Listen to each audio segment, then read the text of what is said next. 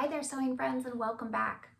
Today I'm going to be making a dreamy little project.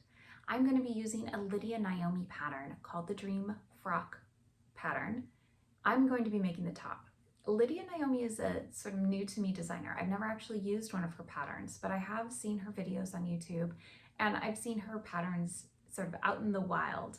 I've always been really pleased with other people's results, so I'm excited to give it a try myself. The reason I'm making the top today is because I have this linen rayon blend that is a leftover fabric from Vicky Sew's bias cut dress that I made last summer. I absolutely love this color though. It's so stunning and I think it'll be really romantic in this dress. So without further ado, let's go make something dreamy together.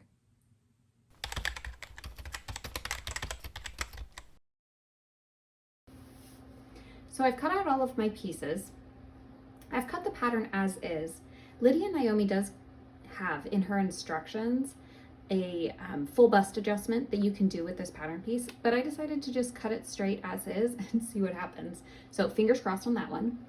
The only other change that I made, actually the only change I made, was I add about 2 inches to the bottom ruffle. I wanted a little bit more coverage. If it looks out of proportion when I actually sew it up, then I may go back to this original length, but I wanted to start with more and take off if necessary, then have too little. So now I'm going to get over to the machine and start sewing it up.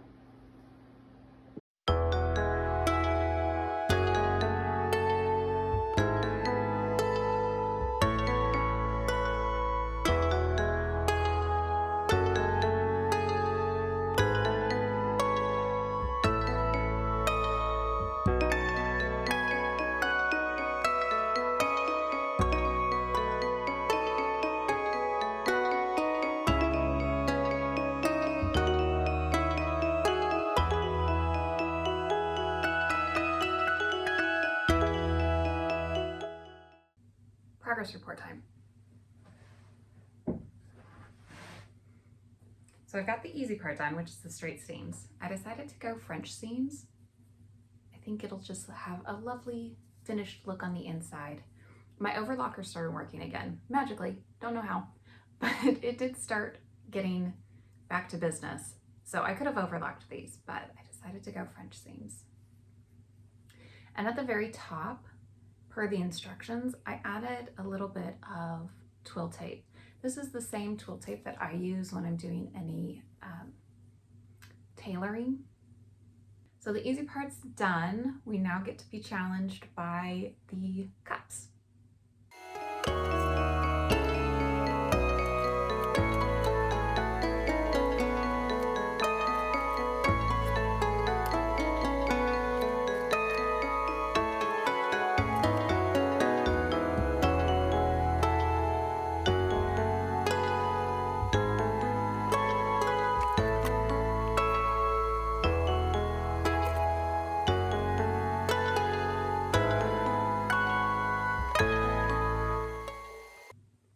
Here's our upper bodice. It's gonna tie right here in the middle. Next up, I have to do double running stitches in order to gather this cup into the bodice portion. So that's what's next. So I've almost got these cups in.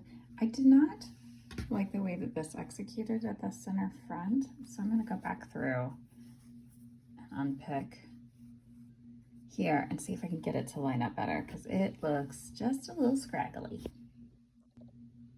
That was super duper fiddly, but I think I got it to a place where I'm satisfied. These are our sleeves. They're giant, so I think they're gonna have a great big puff. Anne of Anna Green Gables would be very, very proud. I am gonna go downstairs and look to see if I can find some lace to go along these before I actually hem them. The instructions ask for you to hem them and then close them because you insert the elastic along the hemline. I think it would be nice to add a little bit of lace along the edge of the sleeve here. And then if I have enough, I'd also like to add a little bit at the very bottom. I'm looking to see if I have in my stash something that will go enough around all of those parts. If I don't have a length long enough, then I'll see if I have anything that I can mix and match. If not, then I'll get myself to ye old fabric store. I'd rather not. I'd rather use something out of my stash. Hopefully I'll have something and I won't have to make a trip to the fabric store. But I'm gonna get started in on doing the sleeves and looking for that lace.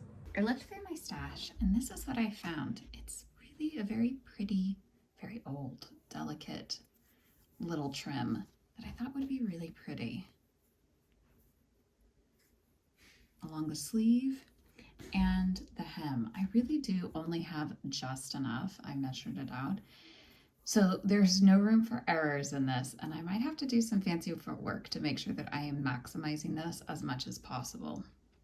So instead of catching it in the seams, I think what I'm gonna have to do is create like a little loop and then cut here and do a little bit of a connection join right there so that I don't have to deal with all of the extra bulk in the seam allowance, and I can save just a little bit of it because it's going to be tight. I won't have enough for the top of the bodice if that is necessary. However, it's really pretty and I think this is the one I'm going to go with. These are some of the other options I found as well. I've got these two, and then I have this one as well. This one's kind of hard to see. It's also very cute. I like the little leaves on this one, so I think we'll go this direction. Oh my Cordelia friends, look at how cute this sleeve is turning out. Oh, I love it. I decided to do a facing in order to sandwich the trim so it would give it a clean look in case that ruffle puffs up. I did that by taking 2 inches off of the actual sleeve itself, which in retrospect was too much. So the sleeve is going to be shorter than was originally designed, but I don't think it's going to be too short by any means. From there, I went ahead and I measured the trim out. I hand stitched it closed after I attached it to the sleeve itself, and then I sandwiched it between the facing. I created the channel and then I inserted the elastic. I left the top stitch line open a little bit so I could insert it that way. I just followed a slightly different process because of the facing. And I decided that I was going to have to close up the underarm seam before I proceeded with any of the additional construction. So that does change some of the other construction points. The sleeve on this side, on the open side, was originally meant to remain open until you put the zipper in, because the zipper was supposed to go up from the bottom of the hem all the way through to the bottom, well, nearly the elastic. However, I closed up this seam in order for it to match the other side. And I don't know that me personally will need the additional underarm because the cap is elasticized and I can open the bust. So I'm gonna just put a very small side zip in. I'm gonna close up right here and then insert the side zipper. And then I'm gonna attach the sleeve from there. And then we'll get on to the banding.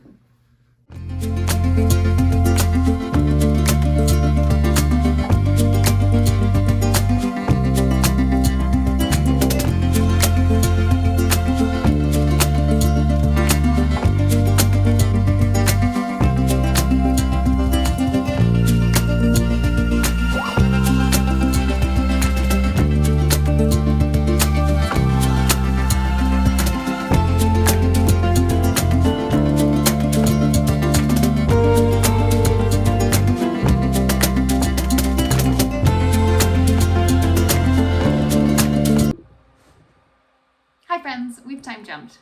As I was editing this video, I realized that I didn't give a recap. Please ignore this. This is just a sneak peek for the next video. Regarding the Lydia Naomi top, so cute. It's a great pattern. I completely understand why everybody's raved about it. Mine grew a lot, but that is not due to the pattern. It is due to the fabric. I knew this was an issue with the fabric to begin with because I'd worked with it before. I made a bias cut dress, and as I wear it, it definitely gets longer. So I knew that it was already a problem that this fabric had.